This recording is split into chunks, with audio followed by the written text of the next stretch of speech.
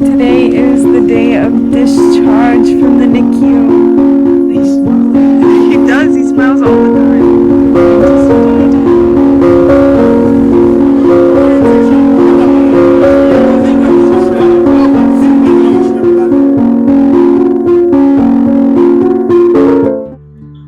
What is going on, everyone? Welcome back to my channel. Today we are going to have a bit of a sequel to my last video. And last video I talked about my NICU experience and healing after my postpartum journey of having an emergency C-section at 32 weeks pregnant. And today I'm going to be talking about being discharged from the NICU and spending those 3 months with my family, and then finally being reunited with my husband back in Haiti after 3 months being separated from him. On October 27th, I received the news that my baby boy would be finally, after 2 weeks of being in the NICU, he would be returning home with me. And so I was so excited and so nervous because, you know, all of this is so new, and for a first-time mom and being separated from your husband, it's a lot to process through. But I was definitely ready for him to come home. I remember someone coming up to me at church and they said, "What do you need?" And I said, to be honest, everything. I don't have bottles because I was planning on breastfeeding and that didn't work out. I don't have clothes. I don't have anything because I just had got off the plane from Haiti, and then 2 short days later I had Miles. So I was extremely underprepared, and in the 2 weeks of healing I was able to kind of get things together, but because of my community and support, it all worked out and everything was good. By October 27th, I went into the hospital. I was going to bring my baby home. Hey, today is the day of discharge from the NICU. Miles West has been in here 17 days, doing so well, growing so big. And we've had a lot of memories in this chair, this little bed, cuddling, praying, singing, journaling. I've been very thankful for this time. Thankful for the nurses and the doctors that I've met and encountered, and it's just been truly amazing. So we're thankful that he's getting released, and now it's time to take on a new journey.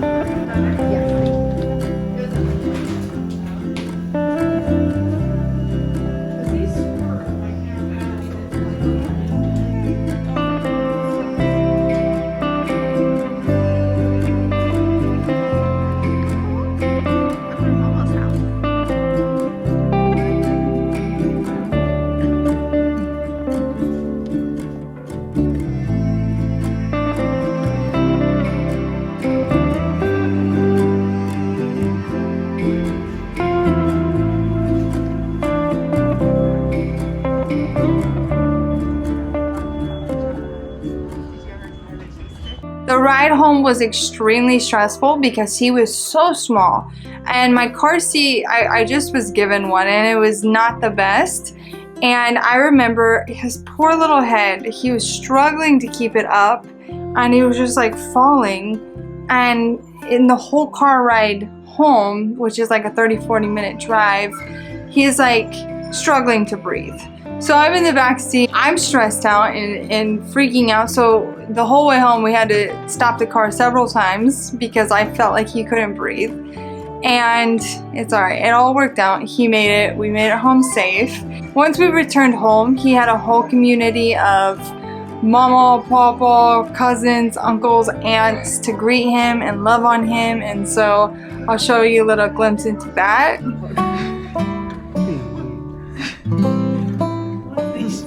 He does, he smiles all the time. KJ?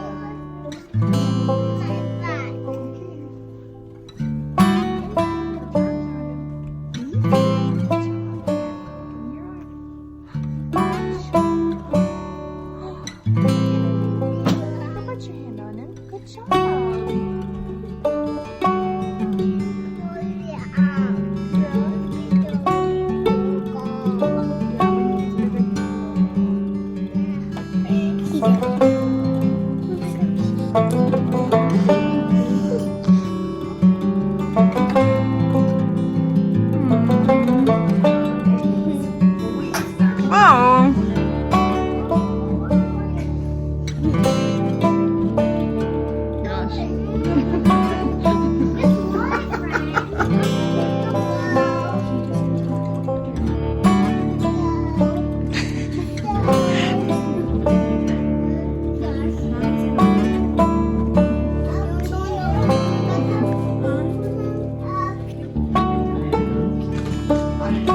I'm still in shock. That was a great time, and it was so fun getting to introduce him to his family, and all while Watson and I were FaceTiming and getting all of that quality time in. It was tough. It was very tough on my husband, but it's something that both him and I knew we had to do, and to make that sacrifice for the benefit of our son and for his future, because sadly being born in the United States ultimately makes things much simpler as far as paperwork and getting paperwork quickly and being a US citizen right away. And so it's a decision that we made not only for that reason, but also the safety in Haiti and the hospitals not being great. And so it was a hard decision to make, but we knew it was what was best for him. So after that, after he was discharged and got his social security card, I immediately filed for his passport as fast as I could, because that's the only thing that was stopping me from being reunited with my husband. And it's so funny because at that time, passports, it was 2021. So right after COVID, things were extremely backed up, and passports were taking months. And I got his in 3 weeks. And not only did I get it in 3 weeks, my dad was at home, and a random guy came up to our door, knocked on it, handed him an envelope, didn't say a word, and then just walked away. He wasn't in a car, nothing. He just walked away. Either got delivered to the wrong address, or we say an angel delivered it. So you can take your pick on that one. But it was extremely impressive that it came that quickly, and I'll never forget that day because my husband actually cried. And I'm going to share something that I wrote to Miles.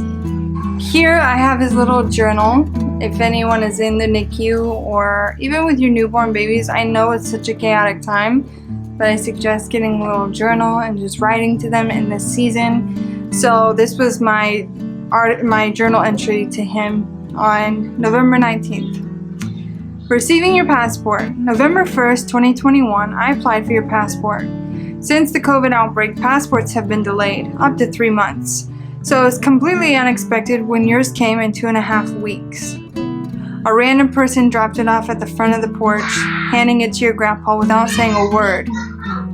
We joked that it was an angel that dropped it off. When I called to tell your dad, Watson, that it came in, we had an incredibly intimate moment. Because of the sacrifice he chose to make for our family, now in this moment, you have an opportunity that he can never dream of. He's not able to travel, he's not able to be with us. He had to miss the first 2 months of your life simply because of the country he was born in. But now, because of the sacrifice, you're an American citizen, and you will have many more opportunities than he will. That moved him to tears, and he does not cry easily. He's so proud that you'll have more opportunity than him, a better life than him. Don't lose sight of the sacrifice your dad made for you because he loves you. So I think this was definitely just a monumental moment, just seeing Watson and being able to celebrate that moment of having his son, and finally we're able to come home. Watson decided, because of COVID and because it was flu season and Miles was so tiny when he received his passport, that he didn't want us to come home until after Christmas. So we made the deal, even though it was not easy, that I would not come home until after Christmas. And I am thankful for that time because I was able to see my sister get married. I was able to hang out with friends and family. And I will not lie, my family was going through an extremely busy and hectic season of their life. So I didn't necessarily have the same support I had when I had Micah, but it was okay. God showed up, and I learned how to be a mother and how to care for my son, and it's exactly what I needed in that season. So it went well, and I'm so thankful for that time that I had with my family.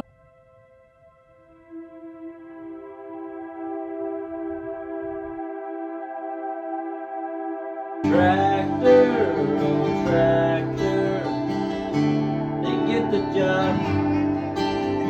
The tractors work off. The tractors work off. Gotta bail that. You gotta bail it. Let's get low now. You need to meet Charles. Glenn would. Yeah, bye.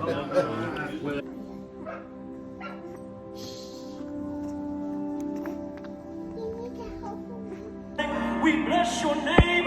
Let the praise rise above the circumstance this morning. We bless your name. Are you a baby? Now, put your hands behind your back. Hands on your back now.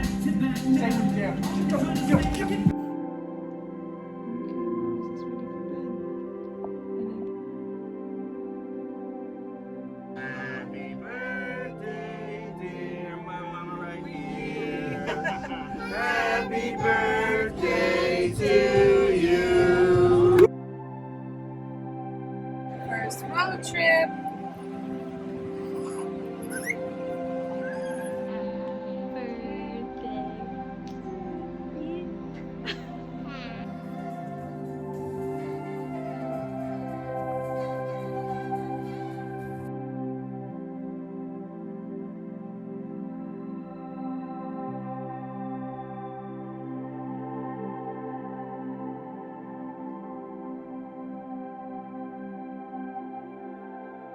After 2.5 months of spending time with my family, having my son, getting all of the paperwork together, it was finally time to come home.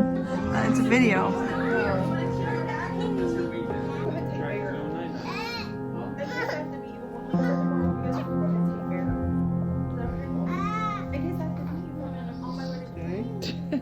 He was such a joy. He was. So December 16th, I left Ohio and I actually flew to Florida to stay with Watson's adopted mom.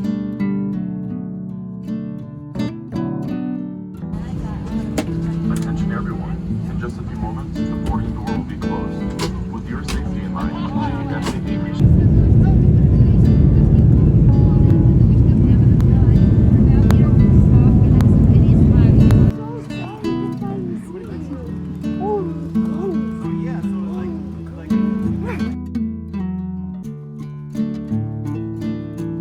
And then December 19th, 2021, after all that we went through, all that we faced, I was finally reunited with my husband. Going to see Daddy.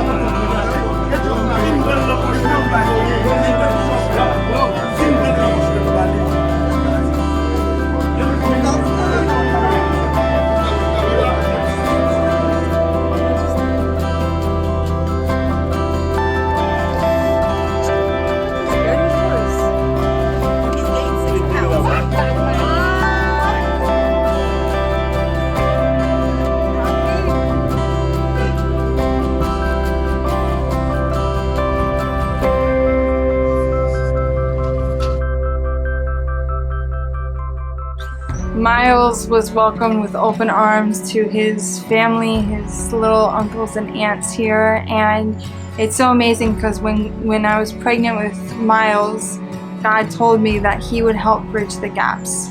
And I knew because a lot of these kids didn't have identity in family, and no matter their feelings on me and Watson, if they loved or hated us, Miles was going to be their nephew and give them a purpose and an identity in that, and a role in his life that would help them grow as individuals and help them understand that family relationship. And 2.5 years later, I can tell you absolutely 100% that's exactly what God did.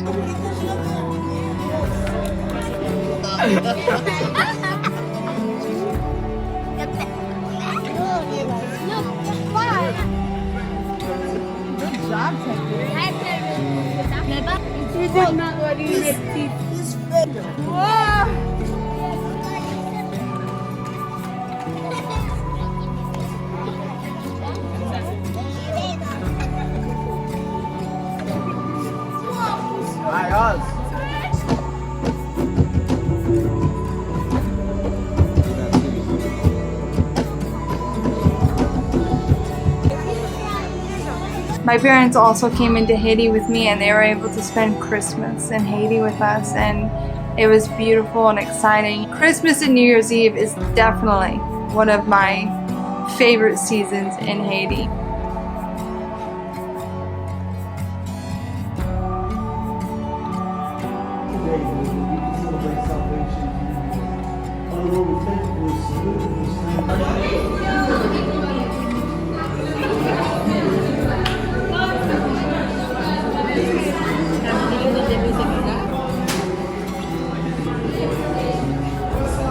Make sure you guys chew with your mouth open. It looks good.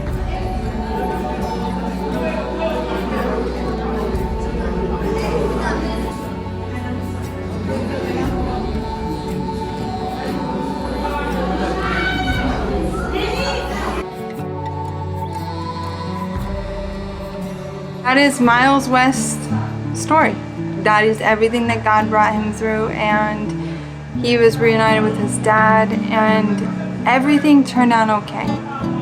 I just want people to understand through his story, through our testimony, that through those difficult seasons that feel like they're unbearable, you cannot get through them. How am I going to survive? God will make a way, and God will be there, and he will guide you through the entire way. I remember telling someone who's also about to go to the States to have their baby, I said, listen, it's going to be the hardest season of your life, but get through it. And once it's over, it's over. You can look back on the season and say, wow, that was hard, but I saw God's hand in it. Just get through it. And that's exactly what happened. I got through it, I found purpose in it, and it forever changed my life. So I just hope that no matter what you're walking through, any hardship that you're faced with, try to find purpose in it. Try to say, okay, God, who can I touch in this season, in this incredibly hard season? What is the reason? Why do you have me here? Whose life can I impact? And that's what life is about, finding those needs, finding those hurts, and also allowing others to pour into you. God's will is perfect, and once you surrender to it, your life will forever be transformed. And I hope that this is a testament of just how amazing and gracious and loving he is. So I hope you guys enjoy this video. Don't forget, in everything you do, live a radical life, be a blessing to others, and love beyond what you even thought was capable. I love you guys. Thank you for watching Miles' story, and I'll see you later. Bye.